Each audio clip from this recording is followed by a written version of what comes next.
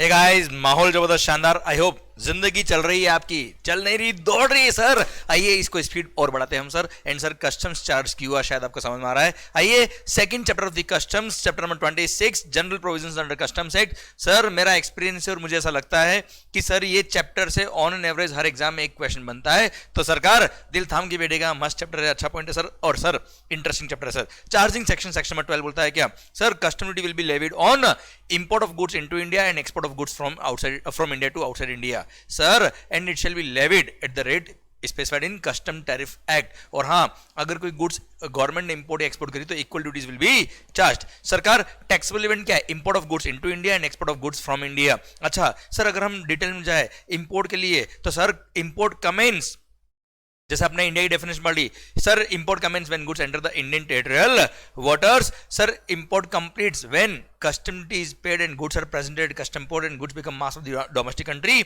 Sir taxable event क्या होगा साहब, जब goods are presented custom port, sir custom barrier पे जब गुड्स प्रेजेंट करते हो और bill of entry for home consumption file करते हो, that is the date relevant for rate of duty. बेटा क्लियर सर।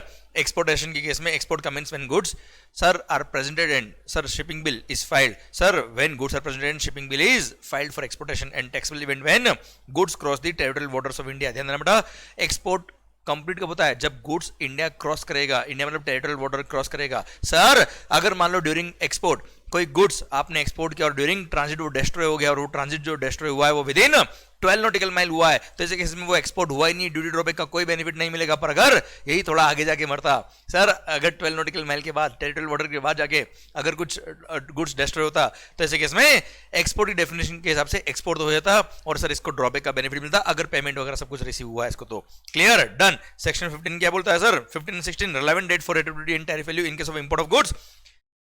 सेक्शन 15 बोलता है क्या sir, relevant date for rate of duty and tariff value. Sir import के case में अगर आपने कोई भी गुड्स इंपोर्ट किया है बाय वेसल और बाय वेसल अगर इंपोर्ट किया तो date of filing of bill of entry for home consumption और sir grant of entry inward whichever is later. और sir in case of vehicle और aircraft date of filing of bill of entry for home consumption और date of arrival of the vehicle और aircraft whichever is later. Sir आपको पता है custom charge क्यों हुआ, to equalize the imported goods with the domestic goods. Custom charge हुआ है किस दिन इक्वलाइज करेंगे, जब डोमेस्टिक मार्केट से कॉम्पीट करेगा। डोमेस्टिक मार्केट से कॉम्पीट कब करेगा, जब डोमेस्टिक मार्केट में जाएगा। डोमेस्टिक मार्केट में कब जाएगा सर, जब bill of entry for home consumption या grant of entry inward whichever is later होगा उस दिन। याद आया कॉन्सेप्ट आपको। Sir in case of export, sir in case of import अगर आपने कोई गुड्स को वेयर हाउस में रखवाया था और वेयर हाउस आपने क्लियर कराया फॉर होम कंजम्पशन तो ex bond bill of entry for home consumption जो फाइल किया होगा that is the relevant date for rate of duty and tariff value. और in other cases sir date of payment of custom duty is the relevant date for rate of duty and tariff value. In case of exportation sir जिस दिन आपको permission मिली, late export order under section 51 permission for exportation other goods के case में date of payment of duty. अच्छा आपने भली vessel से इंपोर्ट किया हो या व्हीकल से इंपोर्ट किया, वेसल से इंपोर्ट किया हो या एयरक्राफ्ट से इंपोर्ट किया, कोई फर्क नहीं पड़ता, सेम प्रोविजन अप्लाई होते हैं। पर अगर आपने इंपोर्ट या एक्सपोर्ट पोस्ट किया या बैगेज है तो ऐसे केस में प्रोविजन उसके लिए अलग से दे रखे, रेस्पेक्टिव प्रोविजन वहां लगेंगे, ये अबो प्रोविजन वहां पे अप्लाई नहीं होते। फिर सर एसआर स्टील लिमिटेड के केस में जजमेंट आया हुआ है कि sir DTA domestic tariff area से अगर आप एसीजेड कोई गुड्स ले रहे हो तो भले हो सकता है ड्रॉबैक के पर्पस के लिए उसको एक्सपोर्ट मानते हो, सर अदर एक्सपोर्ट बेनिफिट के लिए उसको एक्सपोर्ट मानते हो, पर for the purpose of charging export duty वो एक्सपोर्ट नहीं है। सरकार ध्यान देना sir, taking goods from India to a place outside India is called export and sir SEZ is not a place located outside India. Sir export benefit के लिए हो सकता है वो एक्सपोर्ट माना जाएगा, पर सर कस्टम ड्यूटी चार्ज करने के पर्पस के लिए, कस्टम ड्यूटी चार्ज करने के पर्पस के लिए वो एक्सपोर्ट नहीं है। Sir section 17 assessment of duty. Sir जो भी बिल ऑफ एंट्री फाइल करेगा या शिपिंग बिल फाइल करेगा सेल्फ असेसमेंट करेगा along with the maximum possible document attach करके सर वो bill of entry electronically file करेंगे एंड सर उसमें कंप्लीट डिक्लेरेशन होगा रिगार्डिंग गुड्स का वैल्यू क्या है, गुड्स की आइडेंटिटी क्या है एंड सर उसका HSN कोड क्या है, सब कुछ लिखा जाएगा। क्लियर सर, जो सेल्फ असेसमेंट आपने किया है उसको कस्टम ऑफिसर क्या करेगा, वेरीफाई करेगा, चेक करेगा, आपसे कोई एडिशनल डॉक्यूमेंट वगैरह चाहिए वो मंगाएगा एंड सर इन सबको चेक करने के बाद अगर उसको लगता है कि एवरीथिंग इज ओके तो ऐसे केस में सर जो आपने सेल्फ असेस किया वही क्या हो जाएगा, एक्सेप्ट हो जाएगा एंड सर अगर उसको लगता है मामला गड़बड़ है। अच्छा एक बात ध्यान रखना बेटा, रिस्क इवेल्युएशन सिस्टम के बेस पर ये लोग क्या करेंगे, कुछ बिल ऑफ एंट्री को सेलेक्ट करेंगे और उस बिल ऑफ एंट्री का हर एक एंट्री चेक करेंगे और उसके बाद उनको लगता है मामला सही है तो कोई दिक्कत नहीं है, उसी को एक्सेप्ट करके वही बिल ऑफ एंट्री आपको रिटर्न कर देंगे कि असेसमेंट हो गया सब। पर अगर उनको लगता है मामला गड़बड़ है तो ऐसे केस में क्या होगा सर, वो रीअसेस करेंगे। पर हाँ अगर आपने उन्होंने बिल ऑफ एंट्री रीअसेस करके आपको रिटर्न करी है और अगर आपने एक्सेप्ट कर ली तो ठीक है साहब, अगर आप एक्सेप्ट नहीं करते हो तो सर जिस दिन रीअसेसमेंट किया उसके 15 डेज के अंदर इनको स्पीकिंग ऑर्डर पास करना पड़ता है ऑन रीअसेसमेंट। सर कितने दिन में? 15 डेज के अंदर रीअसेसमेंट करेंगे। And sir speaking order pass करेंगे, स्पीकिंग ऑर्डर मतलब रीजन लिखेंगे हमने ये रीअसेसमेंट क्यों किया है। क्लियर? एंड सर ध्यान देना, अगर इन्होंने रीअसेसमेंट किया है और अगर आप एक्सेप्ट नहीं करते तो 15 डेज में स्पीकिंग ऑर्डर पास करना कंपलसरी। एक ऐसा एक इंटरनल इंस्ट्रक्शन भी इशू हुआ डिपार्टमेंट के लिए, क्योंकि सर एसएससी को अगर फ्यूचर में अपील वगैरह करनी है उस ऑर्डर के अगेंस्ट, तो सर उसके पास एक रीजन तो होना चाहिए किस बेस पे आपने सर उसका असेसमेंट रिजेक्ट करके नया असेसमेंट किया है। इसलिए डिपार्टमेंट ने एक इंटरनल इंस्ट्रक्शन इशू करके बोला कि स्पीकिंग ऑर्डर पास करना ही पड़ेगा, दिमाग खराब मत करना साहब। Section number 18 provisional assessment. अगर सर मान लो आप गुड्स का वैल्यूएशन एसएससी जो है इंपोर्टर या एक्सपोर्टर, सर गुड्स का वैल्यूएशन डिटरमाइन नहीं कर पा रहा है, गुड्स का एचएसएन कोड नहीं निकाल पा रहा है, अल्टीमेटली रेट ऑफ ड्यूटी नहीं निकल रही, टैक्स का अमाउंट नहीं निकल रहा है, या फिर डिपार्टमेंट को के प्रॉपर ऑफिसर को एडिशनल डॉक्यूमेंट चाहिए, रिकॉर्ड चाहिए, वो नहीं दे पा रहे हो आप, या डिपार्टमेंट ने उन गुड्स का कुछ सैंपल ड्रॉ करके लेबोरेटरी भेजा है, उसका रिपोर्ट आने में टाइम लगेगा सर, या कोई डॉक्यूमेंट्री एविडेंस आप जो सबमिट करना था वो आपके पास अभी नहीं है, तो ऐसे केस में सर इंपोर्टर या exporter can apply for provisional assessment. ऐसे केस में सर प्रॉपर ऑफिसर के पास पावर की वो चाहे तो प्रोविजनल असेसमेंट करके गुड्स को अलाउ कर सकता है क्लियरेंस के लिए। पर हाँ, उससे पहले आपसे एक बॉन्ड साइन करवाएगा कि सर जो भी डिफरेंस अमाउंट ऑफ टैक्स अगर बनता है, ड्यूटी बनती है, तो आपको पे करना पड़ेगा अलोंग विद इंटरेस्ट। सर आप बॉन्ड साइन करेंगे, प्रोविजनल असेसमेंट का बॉन्ड है साहब। क्लियर? ये आपने साइन कर दिया, उसके बाद प्रोविजनल असेसमेंट का ऑर्डर पास हो जाएगा। जब तक कि फाइनल असेसमेंट नहीं होता तब तक सर जो प्रोविजनल अमाउंट ऑफ ड्यूटी था उतना आपको पे करना ही पड़ेगा, उसके अकॉर्डिंग ही असेसमेंट होगा। क्लियर? अब साहब जैसे ही फाइनल असेसमेंट होगा, अब सर मान लीजिए प्रोविजनल असेसमेंट हुआ था मान लो ₹1000 में, और फाइनल असेसमेंट कितने में हुआ, वो भी ₹1000 में हुआ, तो बात ही खत्म हो गई सर। कुछ भी नहीं करने का, बॉन्ड कैंसिल करा देना, भारत माता की जय हो जाएगी सर। क्लियर? सेकंड, अगर मान लो प्रोविजनल असेसमेंट हुआ था 1000 में और फाइनल असेसमेंट कितने में हुआ साहब? कितने में? 1200 में। तो ऐसे केस में 200 रुपीज जो डिफरेंस अमाउंट ऑफ टैक्स है, वो डिफरेंस अमाउंट ऑफ ड्यूटी है, वो इंपोर्टर या एक्सपोर्टर जो भी है उसको पे करना पड़ेगा, एसएससी को पे करना पड़ेगा अलोंग विद इंटरेस्ट। इंटरेस्ट कब से? जिस महीने में प्रोविजनल असेसमेंट हुआ था। मान लो सर 14 फेब को प्रोविजनल असेसमेंट, जा भाई हाँ हो गई सर, तो 14 फेब को अगर प्रोविजनल असेसमेंट हुआ था तो कोई फर्क नहीं पड़ रहा 14 फेब से first day of the month, मतलब सर 1 फरवरी से लेके जब आप वो डिफरेंस अमाउंट ऑफ ड्यूटी पे करेंगे तब तक का आपको इंटरेस्ट पे करना पड़ेगा एट द रेट ऑफ 15% पर annum, simple interest number of days के हिसाब से। एंड सर अगर मान लो सेकंड केस, सर अगर मान लो फाइनल असेसमेंट हुआ कितने में? 700 में। अच्छा, फाइनल प्रोविजनल असेसमेंट था 1000 में, फाइनल हुआ कितने में? 700 में। 300 का रिफंड मिलेगा। Refund will be allowed subject to provisions of doctrine of unjust enrichment, और अगर आपने प्रूव कर दिया you are an exception to the doctrine of unjust enrichment, आपको रिफंड मिलेगा, पर आपको रिफंड के लिए अप्लाई करना है। और ध्यान देना बेटा, सर जिस दिन फाइनल असेसमेंट हुआ था वहां से 3 महीने में अगर रिफंड नहीं मिला, हो सकता है आपने भले बाद में अप्लाई किया, कोई फर्क नहीं पड़ रहा, आपने कब अप्लाई किया उससे कंसर्न नहीं है। जब फाइनल असेसमेंट हुआ था वहां से 3 महीने के अंदर अगर आपको रिफंड नहीं मिला, तो वहां से 3 महीने बाद वाले पीरियड के लिए एसएससी जो इंपोर्टर जो एलिजिबल है रिफंड के लिए, वो पर्सन को रिफंड मिलेगा along with interest at the rate of 6% पर annum। वो 3 महीने के बाद जो पीरियड होगा उस पीरियड के लिए as per number of days 6% पर annum नंबर ऑफ डेज के हिसाब से इंटरेस्ट कैलकुलेट करेंगे और इंटरेस्ट भी इसको रिफंड मिलेगा। क्लियर? डन। अच्छा ध्यान देना बेटा, अगर आपने कोई गुड्स का प्रोविजनल असेसमेंट करा के वेयर हाउस में रखवाया था, तो सर प्रोविजनल असेसमेंट हुआ तो ₹1000 में। कितने में हुआ सर? मान लो ₹1000 में प्रोविजनल असेसमेंट हुआ, तो सर आपने एक प्रोविजनल असेसमेंट का बॉन्ड साइन किया होगा। अब आपने वेयर हाउसिंग कराया तो वेयर हाउसिंग के केस में thrice the amount of duty का वेयर हाउसिंग बॉन्ड साइन होता है। तो सर एक तो प्रोविजनल असेसमेंट का बॉन्ड अलग से हो गया, एक सर 3000 रुपए का आपको बॉन्ड अलग से साइन करना पड़ेगा, this is the warehousing bond. अब मान लो फाइनल असेसमेंट हुआ कितने में? 1200 में, तो बॉन्ड होना चाहिए कितने का? 3600 का। आपने साइन किया हुआ कितने का? 3000 का, तो 600 का एडिशनल बॉन्ड आपको और साइन करना पड़ेगा। और मान लो प्रोविजनल असेसमेंट का फाइनल असेसमेंट हुआ कितने में? 700 में, बॉन्ड होना चाहिए कितने का? 2100 का। आपने ऑलरेडी कितने का फाइल किया हुआ साहब? 3000 का। तो ऐसे केस में क्या करने का? ऐसे केस में कुछ नहीं करने का।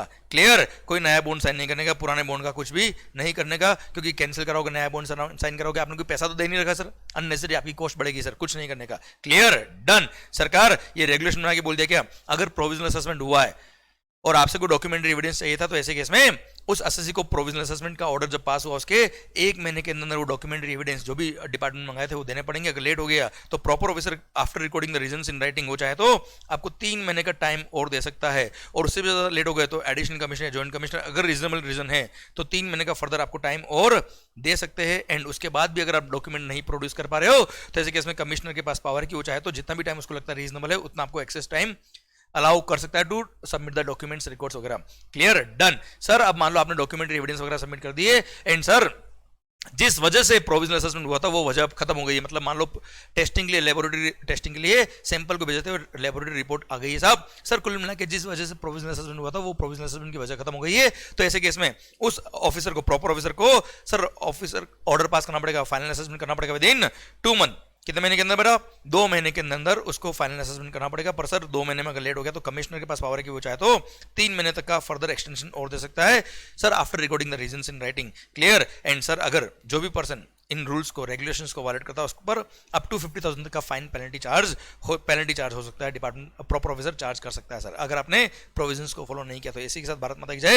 ये था सेक्शन 18 सर। या इस सेक्शन में जो इंटरेस्ट के मैंने प्रोविजंस आपको बोले sir, those are very important sections, those are very important points, please keep in mind. उसके बेस पे एग्जाम में क्वेश्चन बनते हैं। आइए सरकार, section 19 classification of goods and charging duty. अगर आप कभी भी मान लो सेट ऑफ आर्टिकल्स इंपोर्ट करो जिसके अंदर बहुत सारे गुड्स है और सब पे अलग अलग रेट ऑफ टैक्स दे रखा है, पर आपने जो प्राइस में इंपोर्ट किया वो कॉम्बो प्राइस है सर, सिंगल प्राइस। मान लो 10 तरह के गुड्स इंपोर्ट किया, उसमें सबकी प्राइस कितनी? 10 लाख रुपए। अब कस्टम कितना लगेगा? अगर सारे गुड्स पर स्पेसिफिक ड्यूटी लगता है sir, per unit amount fix है, तो ऐसे केस में कोई हेडेक नहीं है, respective value respective number of units, respective tax, बात खत्म। पर अगर जो ड्यूटी लगता है वो एड वैलोरम ड्यूटी है, परसेंटेज ऑफ द वैल्यू है, तो ऐसे केस में अगर इक्वल रेट ऑफ टैक्स है तो बात ही खत्म हो जाएगी। पर अगर अलग अलग रेट ऑफ टैक्स है, किसी ए पे 20% है, बी पे 25% है, किसी पे एग्जेम्प्ट है, किसी पे 5% है, किसी पे 15%, तो ऐसे केस में क्या करेंगे sir? Highest rate will be applicable. जैसे जीएसटी में हमने पढ़ा था मिक्स सप्लाई के केस में, वही फंडा पे अप्लाई होगा और बोलते क्या sir, highest rate will apply, जिसकी वजह से हाईएस्ट लायबिलिटी है, हाईएस्ट लायबिलिटी पे करनी पड़ेगी एसएससी को।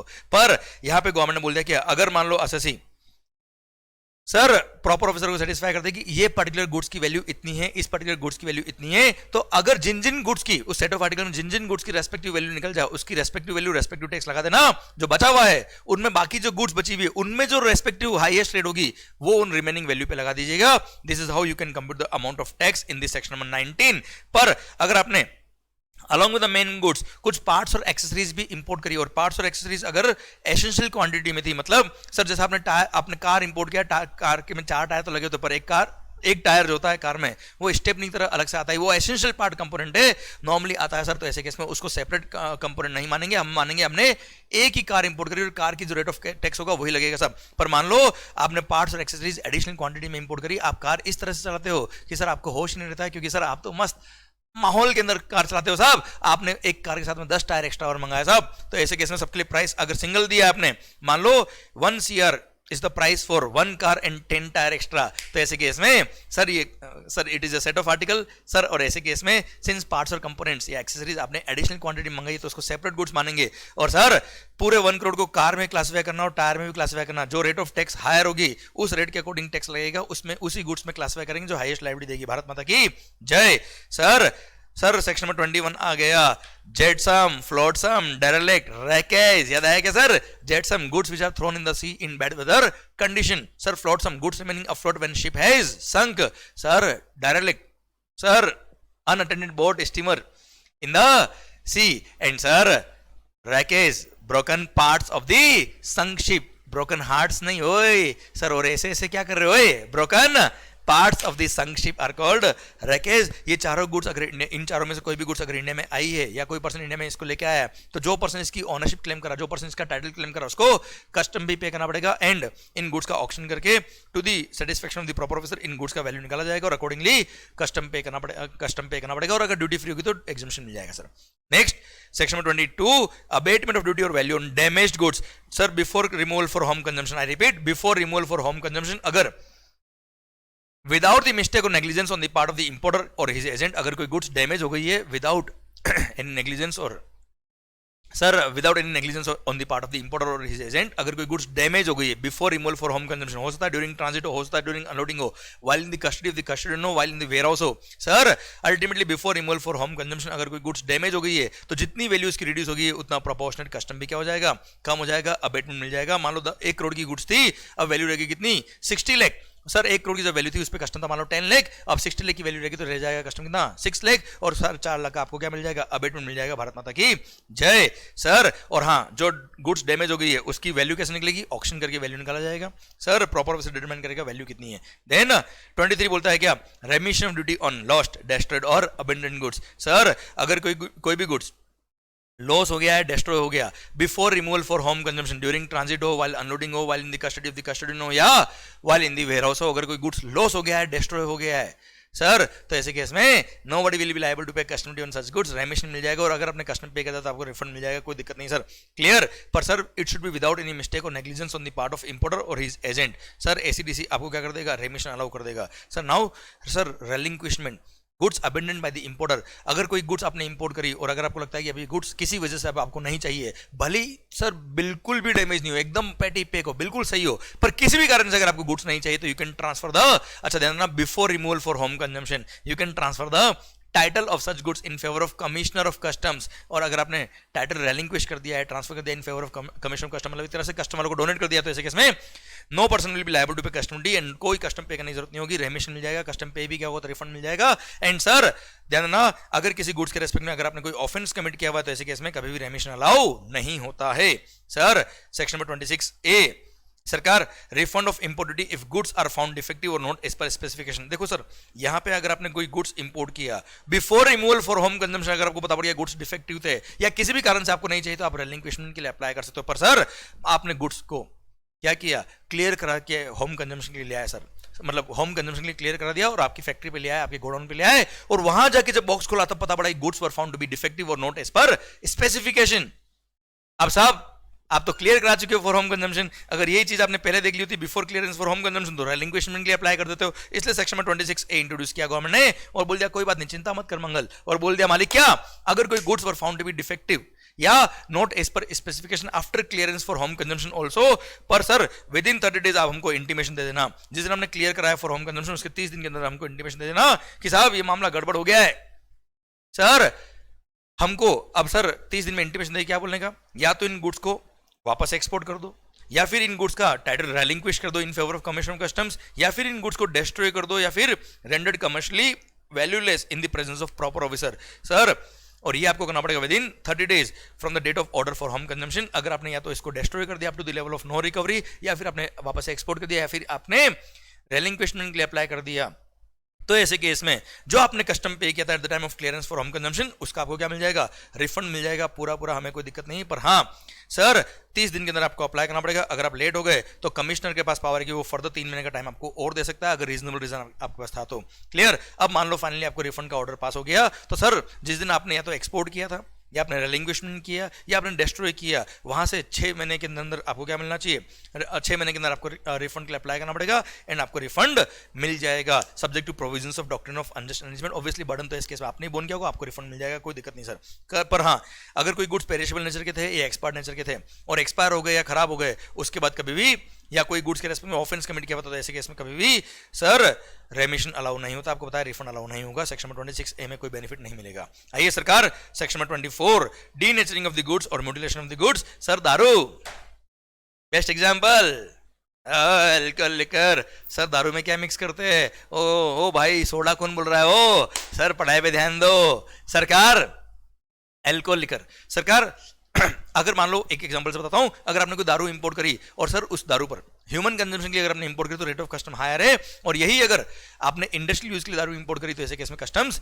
की रेट कम है। तो सर ऐसे केस में सर अगर आपने कमर्शियल इंडस्ट्रियल यूज के लिए इंपोर्ट करी थी तो ऐसे केस में एल्कोहल में इथेनॉल मिक्स कर देते so that it remains fit only for industrial use not for human consumption purpose. Sir बहुत सारे बेवड़े बोलते रहे हमको तो वह भी चलेगी सर, कोई दिक्कत नहीं है सर, हम तो दारू को छान के पी लेंगे सर। अबे पागल जैसी बात मत करो sir. Denaturing of the goods और म्यूटिलेशन ऑफ द गुड्स बोलता है क्या, अगर आपने कोई गुड्स ऐसा इंपोर्ट किया जिसके डिफरेंट यूज के हिसाब से कस्टम की रेट अलग अलग दे रखी, तो ऐसे केस में आप इंटीमेट करेंगे प्रॉपर ऑफिसर को, प्रॉपर ऑफिसर चाहे तो आपकी रिक्वेस्ट पर सर वो उसमें कुछ सब्सटेंस ऐसा मिक्स कर देंगे so that it remain fit for a particular use only, और जिस पर्टिकुलर यूज के लिए बची है उस अकॉर्डिंग ही कस्टम लगेगा, उसको बोलते हैं म्यूटिलेशन ऑफ द गुड्स और denaturing of the goods. And sir ऐसे केस में मान लो इथेनॉल मिक्स कर दिया तो दारू का यूज कौन सा बचा है बेटा, सर इंडस्ट्रियल यूज, तो उसके अकॉर्डिंग जो रेट ऑफ कस्टम होगा वही लगेगा। सरकार आइए goods exported from India brought back to India, अगर आपने कोई गुड्स एक्सपोर्ट किया था और वापस से इंडिया में आया bye way of resale. Sir मान लो मैंने कोई गुड्स ये रिमोट मैंने मैन्युफैक्चर करके दुबई एक्सपोर्ट किया, दुबई से आपने इंपोर्ट कर लिया बाय वे ऑफ रीसेल, अगर इंडिया में आया तो वो नॉर्मल इंपोर्ट है साहब, नॉर्मल इंपोर्ट है, नॉर्मल कस्टम लगेगा, it will be treated at par with the normal import and normal custom will be charged. Clear? But otherwise by way of resale. Sir वो word box के अंदर छुप गया है, या लिख दीजिएगा क्या, otherwise then by way of resale, मतलब रीसेल के अलावा किसी और तरीके से मान लो सेल रिटर्न हुआ है। फॉर एग्जांपल आपने कोई गुड्स एक्सपोर्ट किया था और गुड्स वापस से रिटर्न हो गया, सेल रिटर्न हो गया साहब, या रिपेयर मेंटेनेंस के वापस आया है, तो सर कुल मिला के वापस से रिटर्न अगर आपको हुआ है तो पहली बात तो ये, अगर उस गुड्स के एक्सपोर्ट करने पर आपने अगर एक्सपोर्ट ड्यूटी पे करी थी, तो सर जब वो गुड्स वापस रिटर्न होगा तो पहली बात तो ये उसको इंपोर्ट की तरह नहीं माना जाएगा। क्लियर। सेकंड बात, सेक्शन नंबर 26 बोलता है क्या, अगर वो गुड्स वापस से इंडिया में विद इन 1 ईयर आ गया था, तो ऐसे केस में अगर आपने एक्सपोर्ट करने पर एक्सपोर्ट ड्यूटी पे करी थी तो एक्सपोर्ट ड्यूटी का क्या मिल जाएगा, रिफंड मिल जाएगा। पर हाँ, रिफंड के लिए आपको अप्लाई करना पड़ेगा विद इन 6 मंथ, जिस दिन वापस से गुड्स इंडिया में इंपोर्ट हुआ है उसके 6 महीने के अंदर आपको रिफंड के लिए अप्लाई करना पड़ेगा। ओके, एक केस तो ये हो गया। दूसरी बात, अगर आपने जब एक्सपोर्ट किया था वो गुड्स अगर सेल रिटर्न हो गया, तो सर मुझे बताओ, अगर आपने एक्सपोर्ट करने पर एक्सपोर्ट बेनिफिट लिए थे, क्या आपको मिलने चाहिए? नहीं, तो उतना अमाउंट देखो, पहली बात तो ये, जब वो गुड्स सेल रिटर्न होकर आएगा उसको नॉर्मल इंपोर्ट नहीं मानना है, नॉर्मल कस्टम नहीं पे करना। पर जब आपने एक्सपोर्ट किया था, एक्सपोर्ट टाइम पे जो एक्सपोर्ट बेनिफिट लिया वो तो आपको गवर्नमेंट को रिटर्न करना पड़ेगा ना यार, तो बस उतना अमाउंट का कस्टम आप पे कर देना। ये यहाँ पे लिखा है sir, re-imports are entitled for following concessions as has been notified by the government. Importer will be liable to pay custom duty equal to कितना, the amount of benefit availed when the goods were exported. अगर आपने जब goods export किए थे under the claim of drawback किया था, या IGST का रिफंड क्लेम किया था, या फिर under bond without payment of IGST किया था, और गुड्स वापस इंडिया में आ गया within 3 years which are extendable to 5 years without being remanufactured और रीप्रोसेस्ड। सर आपने कोई रीमैन्युफैक्चर रीप्रोसेस करके गुड्स नहीं मंगाया, वापस से गुड्स एज इट इज आया है। सर कोई आपने मेल्टिंग, रिसाइकलिंग या रिकास्टिंग की प्रोसेस आउट ऑफ इंडिया नहीं हुई है, रीमैन्युफैक्चर रीप्रोसेस नहीं हुआ है सब, तो ऐसे केस में सर केवल अच्छा उस गुड्स, जैसे मैंने मान लो प्लास्टिक एक्सपोर्ट किया और प्लास्टिक ही वापस आ गया, तो सर ऐसे केस में जितना मैंने अमाउंट ऑफ बेनिफिट लिया था एक्सपोर्ट टाइम पे उतना मेरे को गवर्नमेंट को पे करना है, बस बाकी पूरा कस्टम पे करने की जरूरत नहीं है प्लास्टिक पर। सेकंड थिंग, अगर कोई गुड्स मैंने ड्यूटी एग्जम्पशन स्कीम के थ्रू एक्सपोर्ट किया था, या advance authorisation scheme, DFI scheme या ईपीसी स्कीम के थ्रू मैंने एक्सपोर्ट किया था और वो वापस से इंपोर्ट हो गया within 1 year which is extendable to 2 years without being remanufactured और reprocessed through the process of melting, recycling और रिकास्टिंग अब्रोड, तो ऐसे केस में सर केवल और केवल मेरे को जब वापस से गुड्स आएगा तब amount of IGST and GST cess जो गुड्स पे लगता है वही पे करना पड़ेगा at the time and place of importation of the goods subject to specified conditions. Clear, done. Sir next है क्या, sir very very very important point, इसके बेस पे 3-4 बार क्वेश्चन आ चुका है एग्जाम में, 5-5 मार्क का क्वेश्चन है, न्यूमेरिकल बहुत इजी बेटा। सरकार अगर कोई गुड्स आपने इंडिया से बाहर भेजा था रिपेयर्स के लिए, आपने कोई गुड्स इंडिया से बाहर भेजा था फॉर रिपेयर्स और रिपेयरिंग होके वापस से वो गुड्स इंडिया में आ गया है with in 3 years which is extendable to 5 years without being remanufactured or reprocessed through the process of remelting, recycling or recasting abroad. Sir plus ownership of the goods should be the same. तो sir आपने कोई goods India से बाहर भेजा repairing के लिए, repairing होके वो वापस से आ गया within 3 years which is extendable to 5 years without being remanufactured or reprocessed, same condition में गुड्स आना चाहिए। Sir ownership of the goods should not change. तो सर ऐसे केस में जब वो गुड्स वापस आएगा तब सर उस गुड्स की पूरी वैल्यू पे कस्टम पे नहीं करना है। मान लो कि आपने 10 करोड़ की मशीन एक्सपोर्ट बाहर भेजी थी रिपेयरिंग के लिए, वापस आ गई, तो सर उस पूरी 10 करोड़ की वैल्यू पे कस्टम नहीं पे करना है, बस फेयर कॉस्ट ऑफ रिपेयरिंग। क्या बोला साहब, fair cost of repairing including cost of materials used in such repairing, fair cost of repairing including cost of materials used in such repairing plus freight and insurance both ways, लाने लेने का freight and insurance। Sir इस amount पे custom duty, GST, IGST and GST cess ये लगेगा, मतलब sir custom लगेगा किस पे, fair cost of repairing including cost of material used in such repairing whether charged by the export, whether charged by the service supplier और not. मतलब भले ही आपने सर रिपेयरिंग का कॉस्ट उसको दिया है नहीं दिया, हो सकता वारंटी में मशीन थी उस टाइम से कोई रुपया चार्ज नहीं किया, कोई पैसा चार्ज नहीं किया, कोई बात नहीं, fair cost of repairing including cost of material used in such repairing किया था plus freight and insurance both ways, ये ऐड कर देना। सर जो वैल्यू आएगी इस पे आपको कस्टम पे करना पड़ेगा, कस्टम 3739 जो भी लगता है सब लगेगा साहब। क्लियर, पर इसी वैल्यू पे लगेगा, पूरी मशीन की वैल्यू पे नहीं लगेगा। और हाँ, गवर्नमेंट ने सर्कुलर इशू का क्लेरिफिकेशन के लिए कि केवल कस्टम नहीं, कस्टम के साथ में जो एडिशनल कस्टम ड्यूटी लगती है 3739 ये सब भी लगेंगे साहब। Clear, done. सर नेक्स्ट क्या, अगर कोई गुड्स आपने आउट ऑफ इंडिया भेजा था और वापस से आ गया, कौन सा goods other than those following in serial number 1 2 3 above, मतलब आपने कोई गुड्स एक्सपोर्ट किया, एक्सपोर्ट टाइम पे कोई बेनिफिट लिया ही नहीं और वो वापस से आ गया, तो ठीक है, जब कोई बेनिफिट लिया ही नहीं तो कुछ पे करने की जरूरत भी नहीं है। क्लियर, प्लस यहाँ पे बोल दिया द अबव कंसेशन जो हमने 1 2 3 4 में पढ़े would not be applicable if the goods imported, if the imported goods had been exported by 100% EOU और यूनिट इन FTZ। सर इन्होंने ऑलरेडी बेनिफिट ले रखे हैं। अब साहब ये गुड्स वापस अगर इनका एक्सपोर्ट किया हुआ वापस रिटर्न होता है तो नॉर्मल इंपोर्ट माना, नॉर्मल कस्टम पे करना है। Second, import goods had been exported from a public और प्राइवेट वेयरहाउस अंडर कस्टम, क्योंकि जब अपने पब्लिक या प्राइवेट वेयरहाउस से गुड्स को एक्सपोर्ट किया होगा था, जब ओरिजिनली गुड्स वेयरहाउस में आएगा तब कस्टम पे नहीं किया। अब डोमेस्टिक मार्केट में गुड्स आ रहा है रिटर्न होके, तो सर ऐसे केस में नॉर्मल कस्टम पे करना पड़ेगा। And import goods falling under 4th schedule to the central excise act, that is tobacco product and petroleum product, ये अगर गुड्स आपने एक्सपोर्ट किया और वापस रिटर्न हुआ तो नॉर्मल इंपोर्ट माना, नॉर्मल कस्टम पे करना, बात खत्म। सर इनके लिए अबव कंसेशन एप्लीकेबल नहीं है। सर लास्ट पॉइंट इस सेक्शन का बोलता है कि goods manufactured in India and re imported into India, आपने गुड्स इंडिया में मैन्युफैक्चर किया सर, एंड मैन्युफैक्चर किया इंडिया में, आपने एक्सपोर्ट किया और वो गुड्स वापस इंडिया में आया, क्यों आया साहब? Sir for the purpose of repairs और reconditioning within 3 years, Nepal के केस में 10 साल में अगर आया है, या फिर रीप्रोसेसिंग, रिफाइनिंग या रीमेकिंग के लिए with in 1 year, refining, remaking और रीप्रोसेसिंग लिया विद इन 1 year सर, और रिपेयर्स और रिकंडीशनिंग लिया विद इन 3 year, नेपाल के केस में 10 साल। तो ऐसे केस में सर जब वो गुड्स वापस आएगा तो सर उसके लिए बोल दिया क्या, जब वो गुड्स आपने इंडिया से बना के एक्सपोर्ट किया था वापस से आ रहा है, उसको नॉर्मल इंपोर्ट नहीं मानना है, पहली बात तो ये। दूसरी बात, कोई आपके एक्सपोर्ट बेनिफिट भी विड्रॉ नहीं होंगे, जैसे ऊपर बोला ना सर, ये सब आपको पे करना पड़ेगा, ये कुछ भी पे करने की जरूरत नहीं है क्योंकि वो टेम्पररी इंपोर्ट हुआ है साहब सर, इसलिए कुछ भी पे नहीं करना है। बस कंडीशन क्या है, आप एक बॉन्ड साइन करोगे, एक अंडरटेकिंग दोगे डिपार्टमेंट को, ACDC को, कि सर ये जो गुड्स आया है इसको मैं विद इन 6 month वापस से ये प्रोसेसिंग करके, ये जो भी प्रोसेस किया है वापस करके मैं इसको भेज दूंगा, और अगर मैं इस टाइम में नहीं भेजता तो मैं जो मेरा बेनिफिट जो विड्रॉ होना था वो मैं अमाउंट पे करूंगा गवर्नमेंट को अलॉन्ग विद इंटरेस्ट, ये अंडरटेकिंग देगा। प्लस सर 6 महीने के अंदर गुड्स को एक्सपोर्ट करेगा, एंड अगर लेट हो गया तो कमिश्नर चाहे तो उसको फर्दर टाइम दे सकता है for 6 more months। Clear? Plus ध्यान देना, जब वो गुड्स वापस इंडिया से बाहर जा रहा था, ACDC must be, assistant commissioner must be satisfied कि जो गुड्स इंडिया में आया था वही वापस गया है। क्लियर? डन। और यहाँ पे लिखा है क्या, अगर वो रिफाइनिंग, रीप्रोसेसिंग या रीमेकिंग के लिए आया तो ऐसे केस में सर ड्यूरिंग प्रोसेसिंग कुछ नॉर्मल लॉस होता तो चलेगा sir, ACDC must be satisfied कि जो गुड्स आया था वही वापस गया है, और थोड़ा नॉर्मल लॉस होता तो ठीक है चलेगा सर, कोई दिक्कत नहीं, प्रोसेसिंग लॉस तो चलता था।